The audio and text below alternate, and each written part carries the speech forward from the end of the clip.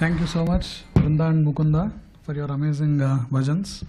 So we'll move to the next part of our program, for the Saturday Satsang program. That is, we'll have a discussion on Bhagavad Gita for about half an hour or 40 minutes, 35 to 40 minutes. And then we'll have prasadam, and then we'll have darshan, the last darshan of the Lord. So I'll do some Mangalacharan prayers. Om Ajnanatimirandhasya Gnananjana Shalakaya Chakshurunmilitam Yena Tasmai Sri Gurave Namaha. Sri Chaitanya Manobhishtam Sthapitam Yena Bhutale Swayam Rupa Kadamahyam Dadati Svapadantikam. Vandeham Sri Guru Sri Yutapadakamalam Sri Gurun Vaishnavamscha Sri Rupam Sagrajatam Sahagana Raghunadhanvitam Tam Sajivam Sadvaitam Savadutam Parijana Sahitam Krishna Chaitanya Devam Sri Radha Krishna Padam Sahagana Lalita Sri Visakhanvitamscha. He Krishna Karuna Sindho Deenabandho Jagatpate Gopesa Gopika Kanta Radha Kanta Namostute Tapta Kanchana Gaurangi Radhe Brindavaneswari Vrishabhano Sute Devi Pranamami Hari Priye Vancha Kalpatarubhyasya Krupa Sindhubhya Evacha Patitanam Pavanebhyo Vaishnavebhyo Namo Namaha. Jai Sri Krishna Chaitanya Prabho Nityananda Sri Advaita Gadadhara Sri Vasadi Gaura Bhakta Vrinda. Hare Krishna Krishna Krishna Hare Hare Hare Rama Rama Rama Hare Hare. Hare Krishna Krishna Krishna Hare Hare Hare Rama Rama Rama Hare Hare.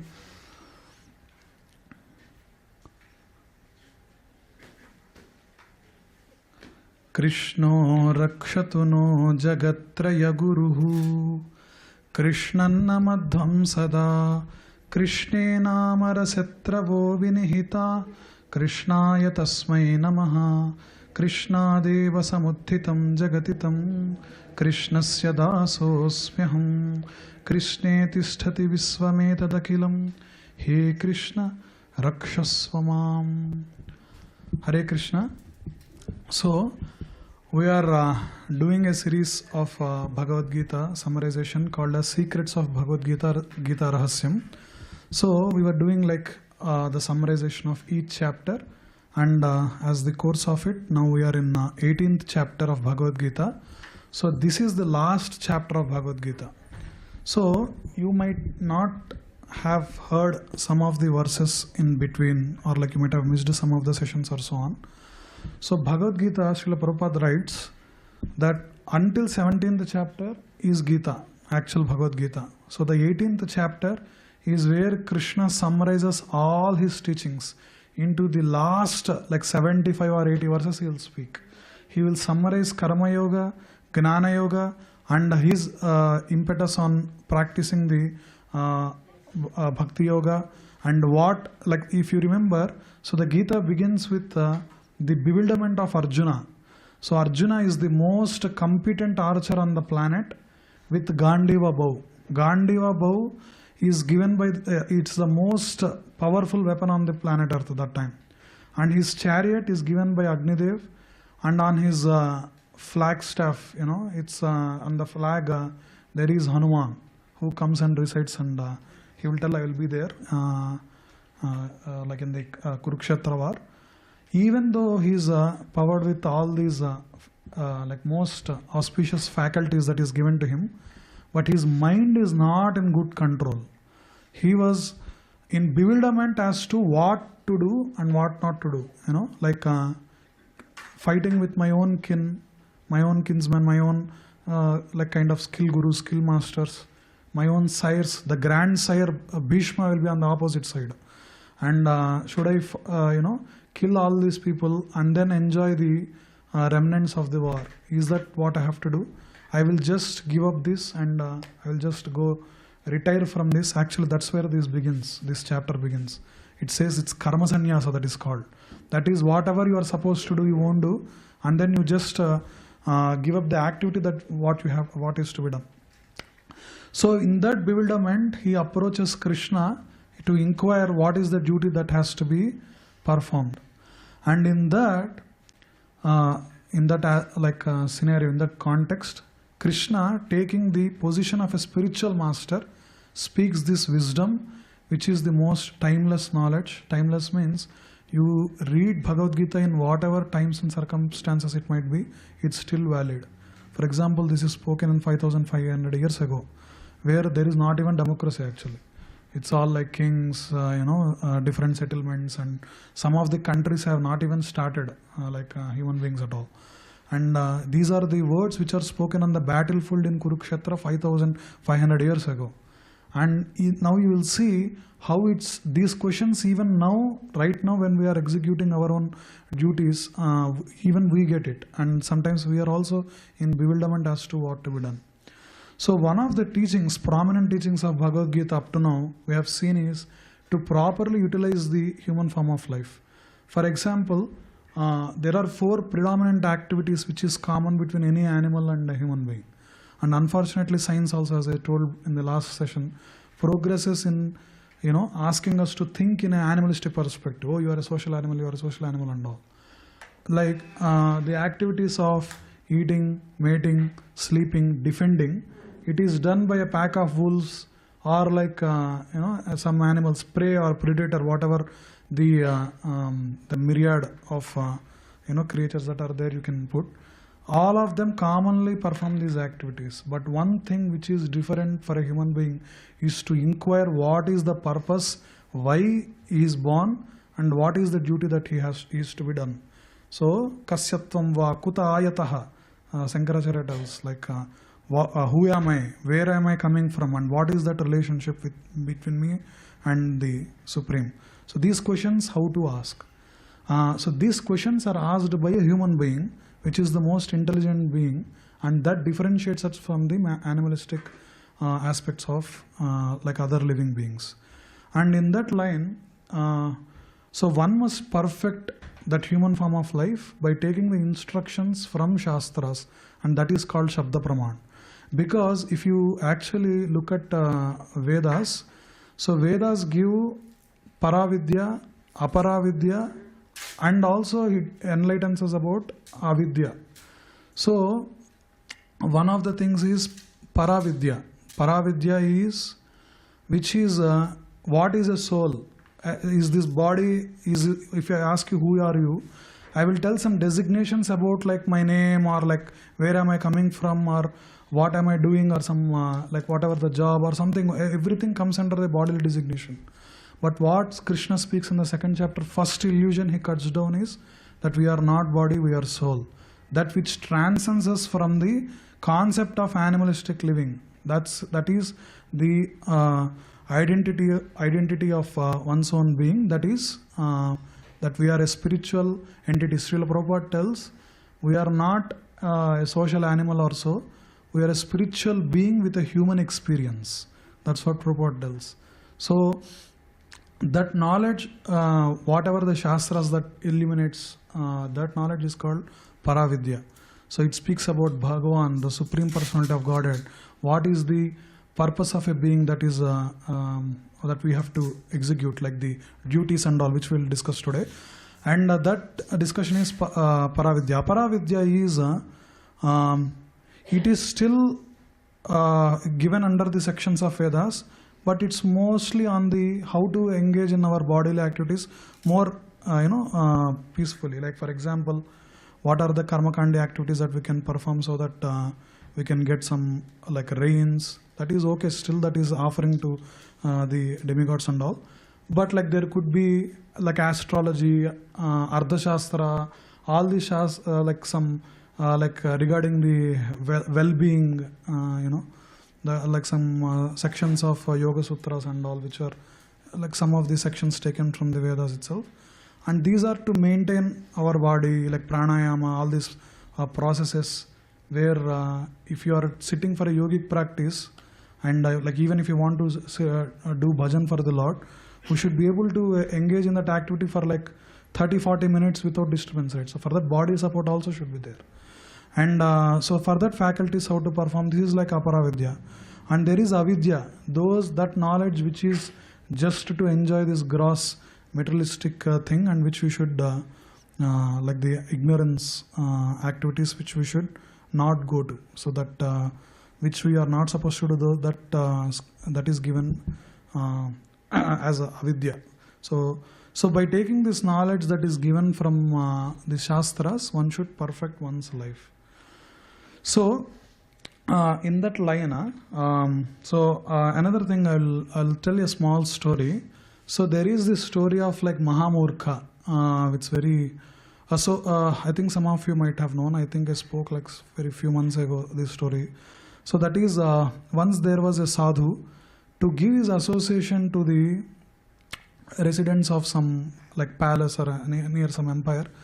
He after his meditation and all, he comes to that city and he tries to meet the king. So the king of this kingdom is very pious guy. He donates, he does charities and he donates something.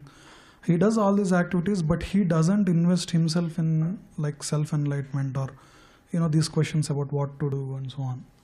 So this guru, this sadhu comes to give that knowledge to him.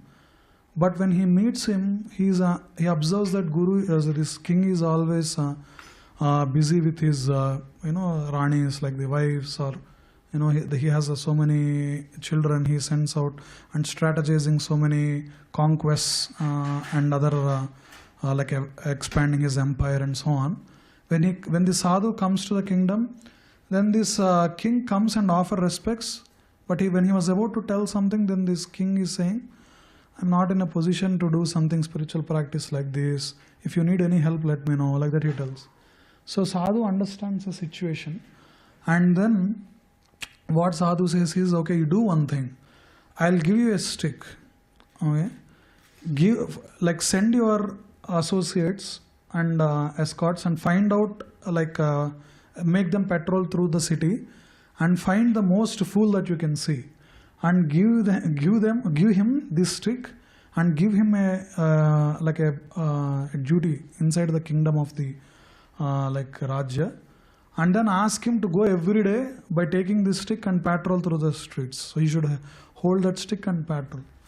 So then he'll send his guards in one of the nearby close by village in the outskirts of this kingdom. They find one guy who is sitting on the branch, and he sits on the side of the branch and starts cutting its own branch. And they'll follow him for some more time and observe that this fellow is most fool that I can observe in this kingdom. And then they'll bring him to the king. And king also see his activities and all, and he realizes, okay, this guy is a fool. And then he'll give one stick and so on.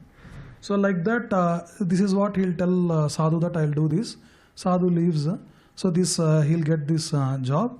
And like that, this guy does this duty as a part of his own courtroom. Every day he gets up, come to the Raj Darbar, takes that stick and go outside, and again come. Every day he'll show his face, again go. Like that he's doing for so many years.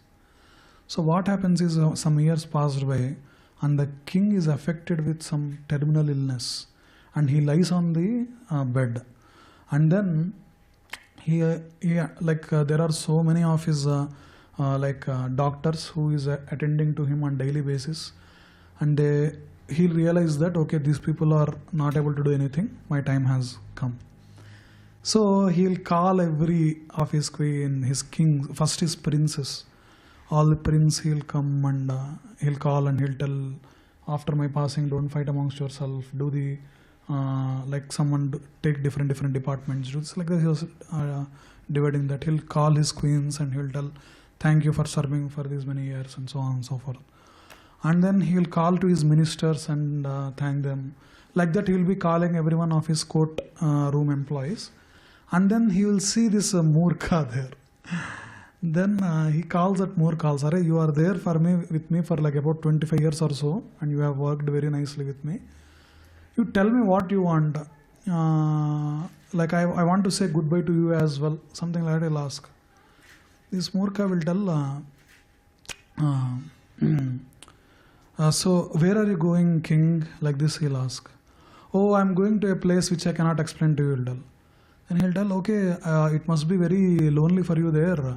Why don't you take some of your queens to there? He'll tell, no, I cannot take any of my queens there. I should go alone. This is my own destination. I have to go. He'll tell, okay, there might be some people who might be attack you or some wild animals that might attack you in this process.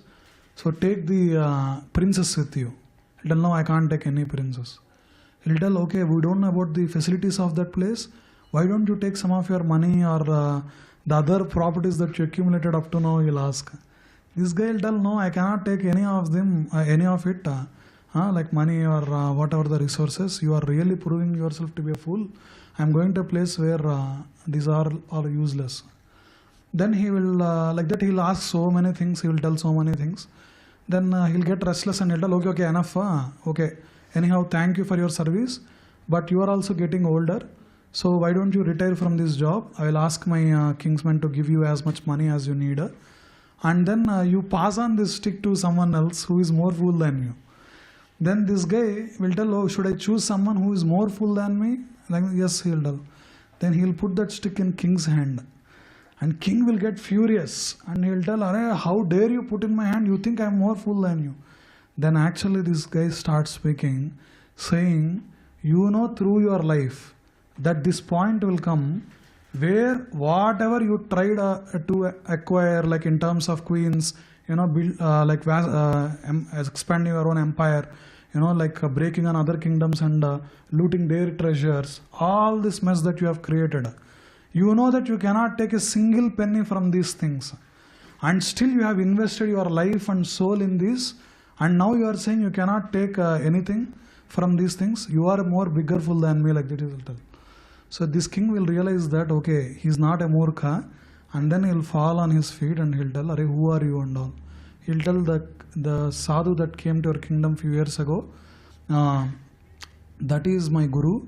After seeing your condition, he told this situation will come and he wants me to be here and give this instructions to you at this time. Like that he'll say. Then he'll tell, okay, I realized I have committed a huge blunder throughout my life. What I can do now, he'll ask. He will tell some of the verses from Srimad Bhagavatam and he will tell, so right now we don't know how much time that is left. You are already in last stages. So just this Yuga Dharma is to take the Japamala, sit and chant the holy names of the Lord and perfect whatever the life that is rest with you. So the king will do like that, like he'll give his empire to his princes and ask them to rule, and then he will last few days he'll go to that sadhu's kingdom, sadhu's ashram and engages his life. So one of the moral of this story is, it's not only this king who is Mahamurkha, but we should ask ourselves also, what is the time that we are invested in? So the thing is, there are two accounts. One is a Diwala account where you can keep investing in it in terms of your time for like 24 hours, where at the time of that last minute will be taken out everything from you and it resets to zero. But there is another thing, that is spiritual bank account, where even after lives after lives, it will protect you and it will make you closer to God rather than like a diminishing bank account, which is a material account that is there. So one must be cognizant of how his time is spent.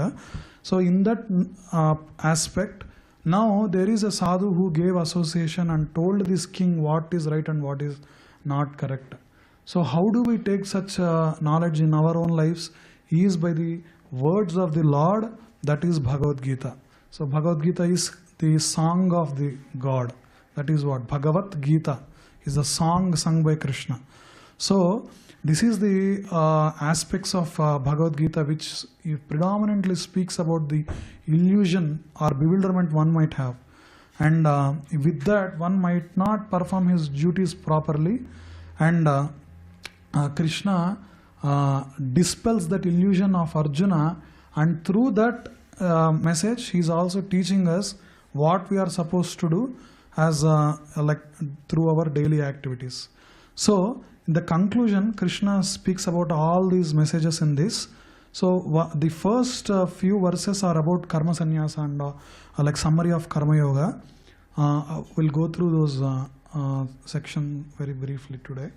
And yeah, so Arjuna is asking, so Krishna will speak in 17th and 16th chapters about first like demonic activities and all other activities, and also he'll tell about Tyaga and Sannyasa. So Arjuna gets confused. What is Tyaga, what is Sannyasa, and what one must be done. Arjuna vacha sannyasasya mahabaho tattvamichhami veditum tyagasya cha hrishikesha prudhakkeshi nishudhana. So Arjuna is asking, O mighty armed one, I wish to understand the purpose of renunciation, Tyaga, and of renounced order of life. O killer of the Kesi demon, master of senses, please, he'll say, I wish to understand.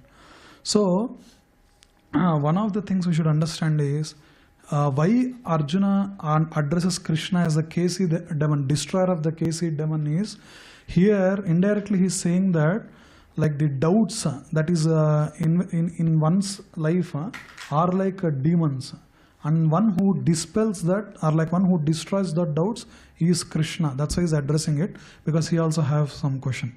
So Prabhupada writes in the purport, the purpose of life is indicated to be renunciation and attainment of transcendental position above the three material modes of nature. So so the next verse is very important. He'll ask, so Krishna is saying as an answer to that question, Kamyanam karmanam nyasam Sri Bhagavan uvacha Kamyanam karmanam nyasam sannyasam kavayo viduhu sarva karma phalatyagam prahustyagam vichakshanaha. So he's saying the Supreme Personality of Godhead Krishna said the giving up of activities that are based on material desire is what great learned men call the renounced order of life called sannyasa, and giving up the results of the all activities is what the wise call the renunciation or tyaga.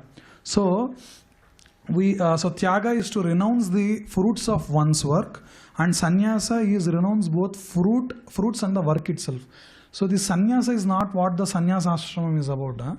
So this is about like karma sannyasa, like one who gives up the fruitive activity, afraiding that okay, this might be making me bound to karma cycle. So he will not perform the work itself. So out of these two, which is better, and all the discussion Arjuna is asking. So here like the two types of activities that are discussed are Nitya karma and Kamya karma. Actually, if you take the Vedic texts, there are more broader expansions of these types of karma or activities. One is Nitya karma, that is prescribed duties from the Shastras. So Shastras are our benefit, like well-wishers, you know, like that's why in traditional Vedic realm we call Shastras as Veda Mata, is the mother, which shows us who is the father. So if a baby is growing up, the idea of baby about like father is coming through the mother. So like that, Shastras point to what is our duty and who is God. And according to that, there is Nitya karma, that is prescribed duties of a human form of life. We were given five senses, tongue, taste, you know, like in terms of smell, like hearing, and tvak, skin, touch, all these, you know, Sabda, Rasa, Sabda, Sparsa, Rasa, Rupa, Gandha, the five senses that are given. So with these these are knowledge acquiring senses, and one must engage in those activities which are prescribed by the Shastras. So Nitya karma is, for example, for the devotees, they do japa. So japa is a Nitya karma because it's a Yuga dharma actually. And like that, like if you are not a devotee, if you are still bound in a pious thing. So in a Vedic circle we say, they say, a Grihastha must perform Panchayagnas, because even if you light fire for cooking, you are killing microorganisms. When you are walking, you are killing. So that is, you are incurring sins no matter what you do. You cannot escape from it. So for that there is like Bhuta Yagna, that is like you invite some guest and feed them, like Atidhi, and like Nitya Agnihotra they do. So all these things they do. But like if you do japa, these are all covered. There are some verses in Bhagavatam which says that. So these are Nitya karma, that is prescribed duties. Naimittika karma is the samskaras. Suppose like if you are a grihastha and you have some like progeny, kids or so, naming is a samskar, and so many other samskars that follow. Like that, there are 16 Annaprasan, Namakaran, all these samskaras. Like that, if it's a boy, they do Upanayana, all that. Like whatever the Naimittika samskaras are there. That is one. Another one is Kamya Karma, another thing is there, that's also said here. So Kamya Karma is the sections of Shastras which is performed to fulfill one's desire. Like for example, Jyotish Yagna, or like Jyotishama Yagna for going to heaven, or Putra Kamishti Yagna for obtaining. Actually, we should not do Putra Kamishti in Kali Yuga. These are prohibited. But like that, there are some yagnas which we do, that is Karma Karma. And Prayasita Karma is like which we do for attainment, some vratas that we do. And okay, we might have committed something which we don't know, so we do some vratas and all. So that comes under as the Prayasita Karma. So Nishiddha Karma is breaking 4 regulative principles. So that is any activities which involve in meat eating, intoxication, gambling, and illicit sex. These 4 are called as 4 regulative principles. If you are engaging in it, you are breaking them, and these are actually pillars of sinful life. If you commit any of these, so what happens is you cannot come closer to the Lord. If you see the Ramayana, even Valmiki Maharshi, before he was like Ratnakara, a hunter, he is not able to utter name of Ram because he was engaged in a bandit activities, killing people who are coming, or animals or so on. So Narada has to tell him to utter instead of Rama, Mara, Mara, because he's killing animals, right? So Mara, Ram, Ram, Ram, Ram, like that. Then he'll go into the absorption, and then the anthill will be formed. Valmika means the anthill. After like so many years of tapasya, the anthill is formed, and out of that which is born, so that is Valmiki, that is Maharshi. So that's why we should if we are performing any of these 4 regulative principles, we should immediately break it off and stop it, and we should not perform, because we are moving away from the Lord, and we are wasting away human form of life. Anyone who is engaged in these activities like intoxication, we are numbing the senses to a greater extent, then what happens? You'll be given like a polar bear, which sleeps for 6 months, and it's not able to do like normal activities, also eats and sleeps. That's what it does. And these kind of things, this animalistic lives you will get, and even engaging in other activities also will make us lose this life and fall into it. So that is what Krishna is saying here. So Kamyanam Karmanam Nyasam Sanya. So Sannyasa means that, like Sannyasi means what? Nyasaha means to give up. Sat means for the absolute truth. One who gives up the activities in the pursuit of finding the absolute truth is sannyasi. That's how that comes. So Kamya Karma, Nyasam, Sannyasam, Kavayo Viduhu. There are 2 things Krishna is telling, and he will tell actually in that. So the sannyasa versus tyaga. Sannyasa, one gives up kamya karmas and performs nitya karma, and in tyaga one performs all kamya karmas and nitya karmas, but without seeking results. Padma Patra Mivambhasav, Krishna tells, like these pure devotees of the Lord, though they are engaging in the activities that are performed by other beings also, but they are not affected by it. That is, doing the activities without any fruitive mentality, that is not attached to any other thing. So here Sarva Karma Phalatyagam, Krishna tells. Karma Phalatyagi means what? That is Dukkheshu Anudvignamanaha, Sukheshu Vigata Spruhaha, Vitaraga Bhayakroda Stitadir Muniruchata, Krishna tells. So Karma Phalatyagi means once an action being done, one who is attached to the results, how they will be Dukkheshu Anudvignamanaha. So if you are occurring miseries, if miseries are occurring to you, then you should be Anudvignamanaha, you should not be completely shattered. And Sukheshu Vigata Spruhaha, when things are all going in your way, suppose you are achieving some material fame or opulence or whatever the blessings that is received from the Lord, you should not go Vigata Spruhaha. That means you should not be puffed up and think that I am doer.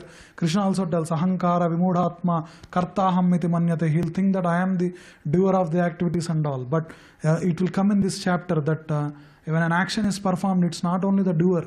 There are 5 things which actually is the cause of that action. So when we are seeing from the Shastras, We understand that, suppose if I have the ability to remember verses and recite it, that is the ability that Krishna gave me. And suppose some people have the ability to sing so well that it is pleasing to the Lord. So all these talents and whatever that identity that is given to us in this body is the gift from Krishna. That when you are having and when you are traversing the life with this idea that is given from the Shastras, then you will be karma phalatyagi. You will not be having the doership mentality and enjoyership mentality, and that is how you will not be bound by the cycle of karma. So that is what Krishna gives here. And also he tells in the next one. So he tells two things. So that is like yajna dana tapah karmaha Chajam doshavat iti eke, giving up all fruitive activities as faulty because there is a possibility of violence in the acts of service. So they do not engage in that. It's Kapila Sankhya case. I will not go into the details. This is about like some sections of Karmakandi sessions where for the yajna they offer some animals and so on. These might be there in the Vedas, but it's not for this age first. And some people won't even engage in such activities. Like anything which is done as an offering to the Lord, they won't engage. And that is Tvajyam doshavad iti eke. And another one case that Krishna told in the third verse is Nat tyajyam iti chapare. Never give up the acts of sacrifice, charity and austerity. That is what? Yajna dana tapah karma nat tyajyam iti chapare. And this is another way of doing. So because one incurs no sin from performing what is prescribed in the Vedas, even if it is involves, like Jaimini Maharshis and so on. So these are the two sections he said. There are two types, like it is saying. But now Krishna is giving what is the opinion. Nischayam sruname tatra tyage bharata sattama tyago hi purusha vyagra trivida samprakirtitaha. O best of Bharatas, that is O Arjuna. Now hear my judgment about renunciation. Renunciation is declared in the scriptures to be of three kinds. He will tell what are those. Yajnadana tapah karma natyajam karyam yevatat yajno danam tapaschaiva pavanani manishinam. So this is Krishna's conclusion in this. Acts of sacrifice, charity and penance are not to be given up. They must be performed. Indeed, sacrifice, charity and penance purify even the great souls. Manishina means great souls. And if you are performing these activities like yajna dana tapaha with this karma phalatyagi mindset, then these actions are actually purifying in nature. So Prabhupada actually discussed about Vivaha Yajna actually in the purport. The marriage ceremony, for example, is considered to be one of these sacrifices. It is called Vivaha Yajna. Should a sannyasi who is in the renounced order of life and who has given up his family relations encourage the marriage ceremony? So there are some people who, being a sannyasi, they don't enter any place where there is a marriage that's going on. But if you see activities of Srila Prabhupada, he goes and he marries his disciples who are here. Like who are actually engaging in nice, like they are taking up to the spiritual life and they are actually transforming their life. But Prabhupada actually performs their marriage rites by being there, by presenting, attending to it. And the reference he is giving here. The Lord says here that any sacrifice which is meant for human welfare should never be given up. So Vivaha Yajna, the marriage ceremony, is meant to regulate the human mind so that it may become peaceful for spiritual advancement. For most men, this Vivaha Yajna should be encouraged even by persons in the renounced order of life. Sannyasis should never associate with women who are in the sannyas order, but does not mean that one who is in the lower stages of life, a young man, should not accept a wife in the marriage ceremony. All prescribed sacrifices are meant for achieving Supreme Lord. Therefore, before purification, he is saying. So that charity is for purification of the heart. If charity is given to suitable persons as described previously, it leads one to advance in the spiritual life. So, like without purification, we should not do this karma sannyasa or like sannyasa order that they, like Prabhupada tells in actually 4th chapter or so in Bhagavad Gita purport. Without purification, accepting sannyasa is actually disturbance to the social order of life, he'll say. And we can see this in one of the phases where people used to just run off the homes and wear saffron and do other nonsensical activities. For 2 years they somehow they practice, but afterwards they do other things. So this is like the mind is not purified yet. So there are two processes that are prescribed.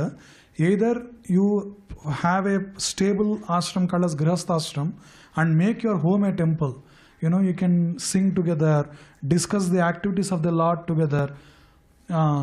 You can like that it can actually have a very good safe net for us to advance in spiritual life, because emotional relationships are satisfied by having proper relationships, and also the God should be at the center of life.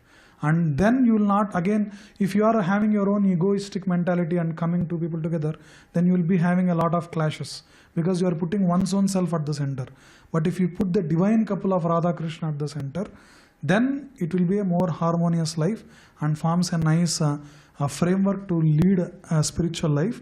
And that is actually recommended by Krishna. So like rather than giving up this false Palguvairagya, engage in acts of sacrifice, charity and penance. That is like you are going for a job, then you can actually engage in some like helping out some of the salary you are taking out and giving to the temple for the festivities that happens, and other spiritual activities that are going in the temple. And by doing that, you are actually engaging in acts of sacrifice, charity and penance, which are in a prescribed direction by Bhagavad Gita, which will actually help you in advance in the spiritual life and perfect your life. And in the 6th verse, he'll tell how, and what is the mood of performing such actions. So, etanyapitu karmani sangam tyaktva phalanicha kartavyani iti me partha nishchitam matamuttamam. All these activities should be performed without attachment or any expectation of result. They should be performed as a matter of duty only. This is my final opinion, he will say. And doing sacrifice the sake of getting more fame, these kind of things is not prescribed, but one must be performing this activity as a matter of duty. Whatever opulence that is given to me is the gift of Krishna. Even if you don't have, Krishna asked simple things to give. What is it? Patram pushpam phalam toyam. Anyone can afford this. If not, just namaskar to the Lord. And chanting the name. Hare Krishna, Krishna Krishna, Hare Hare, Hare Rama, Rama Rama, Hare Hare. So this is like Krishna and Rama are the names of the Lord, and Hare is addressing the energy of the Lord. It goes to Radharani, or like addressing like both Krishna and Hari itself, like Radha itself. And by engaging in that Yuga Dharma also, we are actually doing the activities that are pleasing to the Lord. And one must act without attachment for any result of it. 1 second.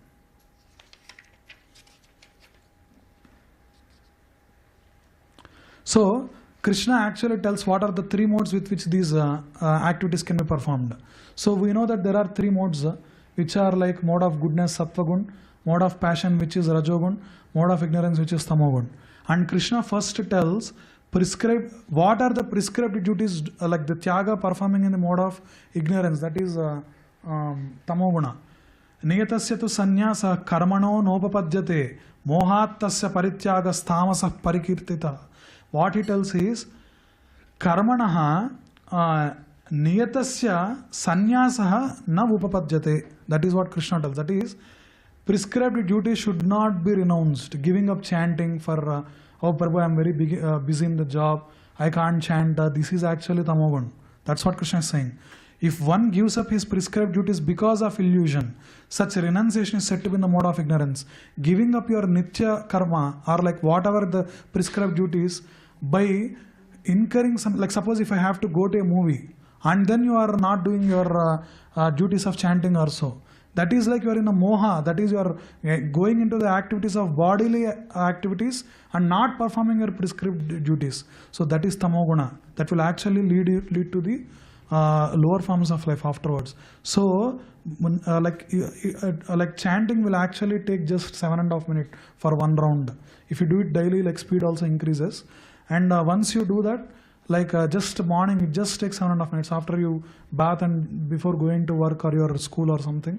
If you just sit and like peacefully chant Hare Krishna, Krishna Krishna, Hare Hare, Hare Ram, Ram Ram, Hare Hare. So that will actually be a very good spiritual activity that one can start on. And also another activities like cooking for the Lord, like not only just cooking for yourself, just whatever you are cooking, give some to the Krishna and offer and tell that this is your blessing, and then take it as a prasadam and remnants of the Lord, then it will be sanctified. If you are even eating vegetarian food, we are killing actually plants which are living beings.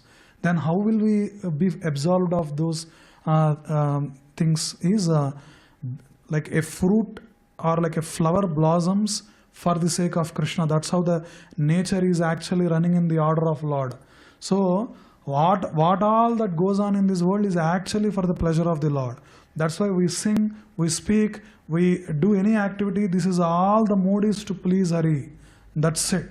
And you are actually doing your duty. Niyata, I told now, like you are doing like just what, like as a duty you are supposed to do. And the Rajogunic thing is, second one is, anyone who gives a prescribed duty as troublesome or out of fear of bodily discomfort is said to have renounced in mode of passion. Such action never leads to the elevation of renunciation. There are some people who never does any thing because they are like it's because it creates some bodily discomfort and all. Krishna tells us this is not like some words which he made up. Dukkham yati eva yat karma kaya klesha bhayat tyajet. If you are not performing an action by kaya klesha, by troublesome of your bodily discomfort, or it will give me some dukkha, and that we should not do. Such action will never lead to the elevation of renunciation. Then what is a sattva-gunic mode of sattva-guna that we can perform? Karyam yati eva yat karma niyatam kriyate arjuna sangam tyaktva phalam chaiva satyaga sattviko mataha. That is, prescribed duties must be performed with this mentality. Which mentality? When one performs his prescribed duty, O Arjuna, only because it ought to be done. This is my duty. When I was given this body, Isa Upanishad, that's what says, Isa vasyam idam sarvam yatkin chadjagatyam jagat tena tyaktena bhunjita magrudah kasya siddhanam. It's what that's the first verse. That is Isa vasyam idam sarvam. Everything that we are saying is the like property of the Lord. Isa vasyam idam sarvam. So yatkinchat jagatyam jagat. So one has to perform that this, like a body that is given to me, like suppose it's a vehicle that is given by your office, let us say. You can't go and vandalize it. You have to pay fine for it. In the similar way, this body is given to us exactly to perform the Yuga Dharma perfectly. Like chanting the name of the Lord, singing with whatever ability that is there, reading Lord's words and katha, and purifying oneself, discussing amongst oneself, utilizing that tongue and speech for glorification of the Lord, coming to the Lord's temple with your legs, doing some seva with your hands that are given, offering the obeisances to the God with all your 10 angas. That's what, like the dandavat means what, like you'll fall like danda, like a stick you will fall before the Lord. So all these faculties that are given to us is precisely to perform our Yuga Dharma perfectly.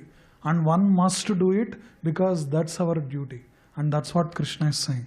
That is the mode of goodness. And what we'll get from this, of course, there are so many explanations in Bhagavatam that is given about like what happens when you do this. Like for example, when I'm doing chanting, your mind gets controlled. And when mind gets controlled, then it will facilitate your life very well. You see in this world, there are many people with so many things that you are right now aspiring. For example, property or wealth or happy families or whatever it is, there are someone who has all this. But if their mind is not controlled, you can see even though they are being awarded this, they will not be happy and they are completely immersed in suffering. And by learning and properly reading Bhagavad Gita, one can perfect that life and perfect our life and achieve that. So, Nadves Chakushalam, like in the 10th thing he is saying, is our last conclusion I'm coming to. So, the intelligent renouncer, situated in the mode of goodness, neither hateful of inauspicious work nor attached to auspicious work, has no doubts about the work. So he does work in the proper place and proper time without fearing the troublesome effects of his duty. This is catered towards Arjuna, like he's so bewildered about, now if I do my Kshatriya Dharma and do the activity that is pleasing to the Lord in fighting with the like the Kuru warriors and again establishing dharma by putting Yudhishthira on the throne, oh, will something happen to me, or like, oh, is this good, or is this auspicious, inauspicious? All this bewilderment Krishna is cutting off. This chapter will be very heavy actually.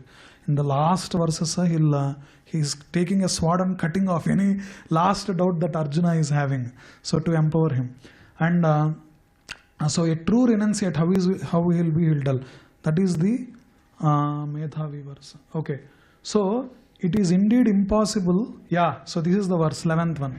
Nahi dehabrita sakyam tyaktum karmanyaseshatah yastu karma phalatyagi satyagi abhidhiyate. It is indeed impossible for an embodied being to give up all activities. Anyone who is prescribing that all the activities has to be given up and just go somewhere and do some meditation or so, it is not possible. By just living, breathing air in the world, we are doing something. And even Krishna tells this in 3rd chapter also in detail. But how he is saying, Nahi deha brita sakyam. Once we take up this body, we cannot escape from the duty. Yastu karma phalatyagi satyagi tabidhiyate. But he who renounces the fruits of action is called one who has truly renounced. So it is said in Bhagavad Gita that one can never give up any activities at any time. So Krishna is saying, who works for Krishna and does not enjoy the fruitive results, who offers everything to Krishna, is actually a renouncer. So here Prabhupada writes in the purport, there are many members of ISKCON who work very hard in their office or in the factory or some other place, and whatever they earn they give to the society. Such highly elevated souls are actually sannyasis and are situated in the renounced order of life. It is clearly outlined here how to renounce the fruits of work and for what purpose fruit should be renounced. So this is Prabhupada's writing. That is not just giving up the activities, but one performs the activities, but everything is an offering to Krishna. In actually because this is a summary of Karma Yoga, in Karma Yoga chapter like 3rd or so, Yagnardhat Karmanaha, Krishna tells Anyatra Loko Yam Karma Bandhanaha. That is, one has to perform the activities for the sake of Yagna. That what is Yagna? What is Anyatra Loko Yam Karma Bandhana? If you are doing for anything, like if you are working or doing any activity, cooking, anything for other than pleasing Krishna, then Anyatra Lokoyam Karma Bandhanaha. You are bound to karma. That is based on the activity that is good, you will get like some pious life with so much rich life or something, aristocratic families or so on. Or if you perform bad activities, you will take suffering by taking birth in abominable conditions or like an animalistic form of life, and you take so many things. Like that you will be bound to this karma. Again you will take birth, again death, you will do something, you will get frustrated with this and you will be bound to it. But one thing that we have to, the prescription that is given is, whatever I am doing is as an offering to Krishna. That is karma phalatyagi, that is the karma phalatyagi mentality that one must perform, that he will perfect one's life. So in conclusion, Anishtam Ishtam Misram Cha Trividham Karmanah Palam. This is the 12th verse. Bhavatya Tyaginam Pretya Natu Sanyasinam Kochit. For one who is not renounced, the threefold fruits of action, desirable, undesirable and mixed, accrue after death.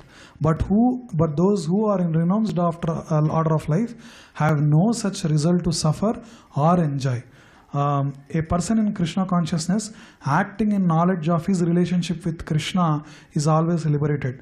Therefore, he does not have to enjoy or suffer of the results of his activities after death. So, this is very important point, that one who is performing in this yoga, this is the conclusion. Like Krishna is summarizing the Karma Yoga, and from next verse onwards, we will see in the next subsequent sessions, he will summarize as Gnana Yoga in another like 20 verses or so, where he will speak about like 5 causes of action and all those things. So Krishna is saying again here that So although various good and bad reactions result from religious duties, one who works without desire for these fruits is not subject to them. Krishna also tells this, like, fight without thinking labha labhau jaya jayo tato yuddhaya yujjasva naivam papam avapshasi. If you are working in the mood of like not like finding labha labha sukha dukkhe samaya kritva, that is the starting of this verse. Sukha dukkhe samaya kritva labha labhau jaya jayo. Sukha dukkha, if you are seeing in an equipoised manner in life, and labha labha, profit or loss, jaya or victory or loss, whatever that might accrue, being equipoised in the situations of sukha dukkha. And tato yuddhaya yujjasva, who is fighting for the sake of fighting, that is who is living like by doing his prescribed duties. Naivam papam avapshasi, Krishna tells. For them, this, you will not be bound to karma, and that's why you will not accrue sins. That is the reason, if you properly analyze any activity that we do here in the temple, everything is done for the pleasure of the Lord. You see the decorations that we are doing for the Monday's Janmashtami, like Mataji is cooking in the temple hall, or like Prabhuji singing. All these activities are to please Lord Hari, and through that we are performing these activities which will purify us from whatever the conditionings that are accrued to us from lifetimes after lifetimes, and in this manner we will perfect one's own life. So I will again conclude this by saying one thing. One last point I will tell.